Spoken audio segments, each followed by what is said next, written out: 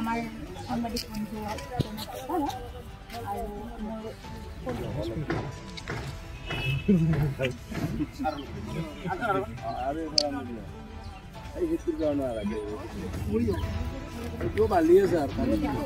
বালি হলে তাতে হার আছে সকলো আছে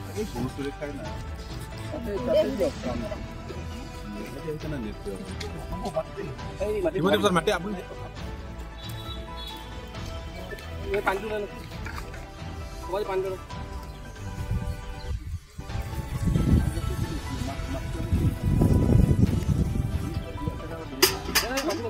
সাইড উঠালো গাড়ি বনাই দিলো গাড়ি বনাই দিলো আহিবলে গাড়ি বনাই দিলো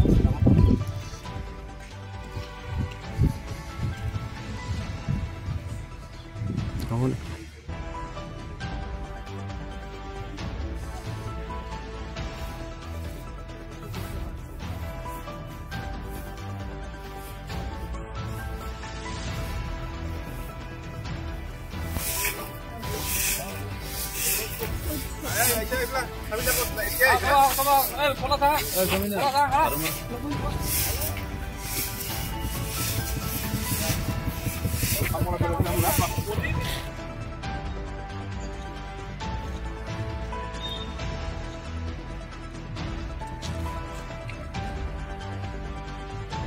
অসম চৰকাৰৰ স্বাস্থ্য বিভাগৰ নিৰ্দেশ মতে আমি এই মাৰ্চ মাহৰ 7 তাৰিখৰ পৰা 14 তাৰিখলৈকে স্বচ্ছতা অভিযানৰ আমি এটা কাৰ্যসূচী হাতত লৈছোঁ।